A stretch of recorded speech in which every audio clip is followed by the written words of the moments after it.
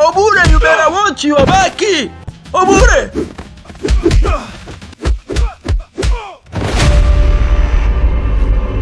Ha! Obure! My brother, Obure!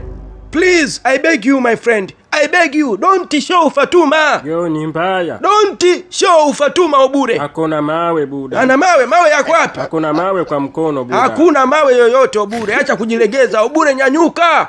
Nyanyuka ujaribu bahati kwa mara ya pili Obure. Huyu sio mtu wa kukupiga wewe. Yaani unamkosea padogo tu. Sawa buda. Wewe naye bwana kaza, mimi nachoka nishalegea. Kaza usiamke, mimi nishachoka kupigana.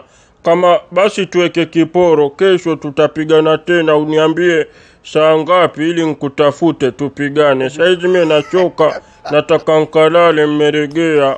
Obure mwanangu, katika siku ambazo unadharaulika ni leo. Hizi ni dharau zilizopitiliza. Hivi unamsikia mshikaji anavyosema? Eti kwamba eti saizi kachoka, hawezi kupigana tena, kalegea. Ina maana hapa maana yake ni kwamba wewe unapigwa na mtu aliolegea kiasi hiki. Kachoka eti. Yaani kama kupigana mpigane kesho. Na kila mnapokutana jamaa anakupiga. Kule kwenye bwalo la chakula kakupiga, chakula kachukua. Na hapa tena pia unapigwa mwanangu. Hizi si dharau hizi. Ngunga, hakuna kuondoka. Ushanipiga na nina hasira, nimefura Ngunga. Ngunga lazima ulipe hii. Hamna kuondoka hapa hadi kieleweke. Kama kuniua uniue, lakini mimi sitaruhusu uondoke bila kulipiza kisasi. Juu mimi tayari ushanidhalilisha vya kutosha. Hakuna kuondoka Ngunga. Ngunga hakuna kuondoka. Mbaya nye mwanchosha. Mimi nachoka hivyo. Kwani mimi nahama hili gereza, si nipo? Bado nipo sana katika hili gereza. Ndio kwanza nimeanza mwaka wangu wa kwanza. Na nina miaka 10 hapa kwa sababu na kesi ya kubaka mbuzi huko Lamu. Sasa nyie simsubiri hata kesho tutaonana. Mie niwacheni nkalale, mmechoka. Obure, tutumie hii nafasi vizuri. Hii nafasi ndo nafasi yetu ya kujisafisha. Tusikubali huyu jamaa aondoke hapa na ushindi. Hilo swala haliwezekani. Hapo sikachoka.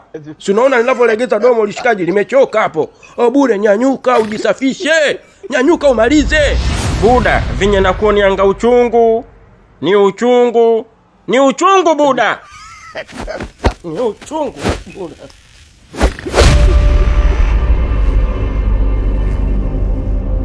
Sam!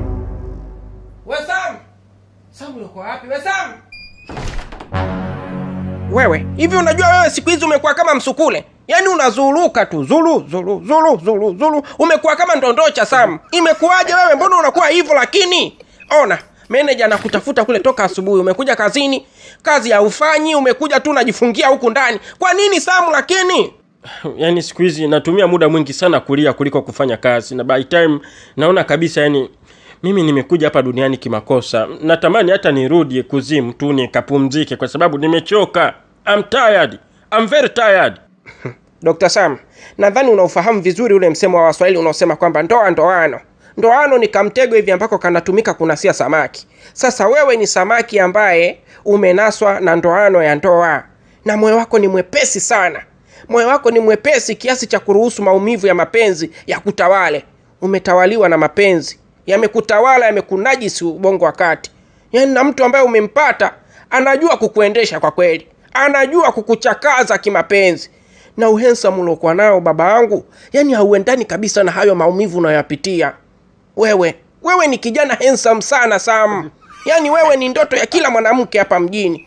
Wewe kwa nini unaumia kiasi hicho? Kwa nini unateseka? Kwani huyo mwanamke ni mmoja tu duniani, hakuna wengine?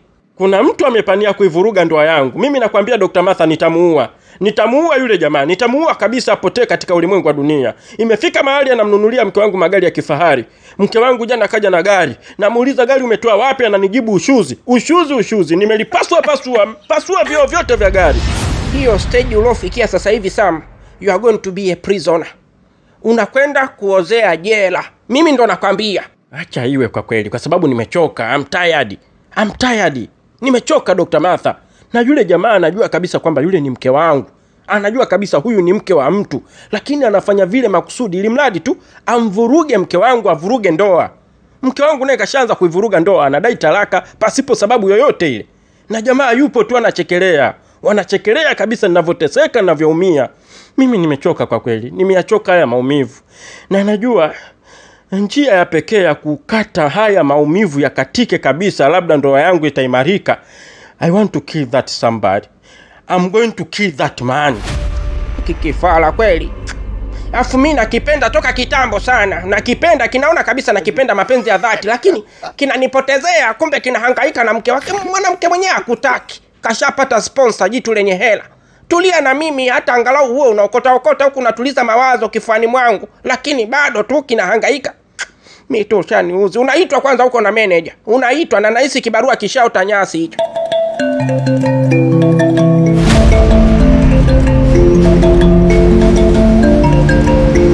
Samahani sana mkuu wa magereza. Nadhani huyo bwana atakuwa amekueleza jinsi nilivyombonda. Nimembonda kwa sababu alikuwa ananizuia mie kuingia humo ndani kumuona mwanangu Shemtoi. Hatimaye nimefanikiwa, nimemuona mwanangu na nimemueleza kile ambacho nilihitaji leo akijue. Nilikuwa na lazima. Yaani ilikuwa ni lazima leo nionane na mwanangu nimueleze situation ya maisha yanayoendelea nyumbani. Lakini huyo bwana alikuwa ananizuia, lakini nikambonda, nikaingia humo kibabe. Kwa herini.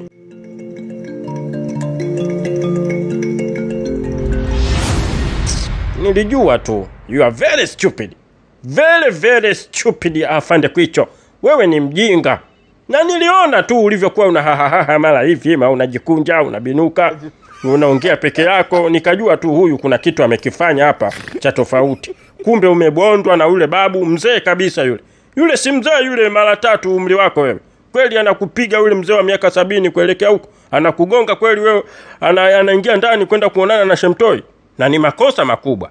Shemtoi sihitaji ajue chochote kuhusu mama yake. Nilikuwa sihitaji ajue chochote. Umeniharibia wewe. Samahani mkuu. Nisamehe mkuu wa magereza kwa hiki kidiadia nilichokifanya. Nakili nimefanya kidiadia kisichokuwa cha kawaida. Kinon kidiadia, wallahi kidiadia. Nimefanya kidiadia. Nisamehe na mimi sio kwamba nilikuwa namshindwa huyo. Lakini nilikuwa namheshimu tu mzee, nisije nikampiga vibaya nikaleta matatizo mengine tena. Sikutaka kabisa huyu kijana hapa gerezani ajue kama kuna changamoto yoyote imetokea kwenye familia yake. Na nilitaka iwe siri miaka 9 kwa sababu huyu kijana akijua hivyo kuna mambo mengine anaweza akafichuka akatuharibia biashara zetu za humu ndani, kwa sababu we have a new business tunataka tuianzishe humu ndani ya mapigano. Sasa wewe umeruhusu swala hilo la huyo kijana kujua kwamba mama yake kapata shida kadha wa kadha. Sasa kama ikitokea biashara zetu zimeharibika kwa sababu ya upumbavu wako, utalipa hii. Utalipa Kwicho. Utalipa this is stupidness. Kijana, jana jioni ulipokea mgonjwa hapa, si ndio? Ndio bosi. Yule mzee ana shida ya kuparalyze. Aliletwa hapa jioni akiwa hawezi hata kuzungumza. Lakini leo bahati nzuri amefungua kinywa, anaongea kidogo na maneno anayozungumza ni kuhusu wewe. Jana umempokea yule mzee, badala ya kumpeleka ICU, umempeleka chooni. You are stupid. Wewe kumbe ni mshenzi kiasi hicho Sam, si ndio? Samahani sana bosi, nisamehe. Nisamehe ujinga? Huo si upumbavu huo. Unataka kutuharibia hospitali kijana. Unataka kuharibu jina la hospitali yetu. Kipumbavu zaidi. Ili tuonekane sisi hatutoe huduma bora kwa wagonjwa kwa sababu yako. Wewe unampeleka mgonjwa chooni kweli kijana wewe? Mbona mpumbavu? Mbona mjinga hivyo siku hizi? Ulikuwa smart sana, unafanya kazi kwa weledi. Na leo umekuja kazini asubuhi, sijaona taarifa yoyote ulioleta hapa. Sijaona taarifa za huduma, za kazi uliofanya leo. Sijaona chochote kile. Yaani umerelax kabisa. Hospitali ya baba yako Hospitali ya baba yako siku hizi Sasa mimi nakufukuza kazi rasmi. Sitaki kukuona hapa hospitalini kwangu. Toka!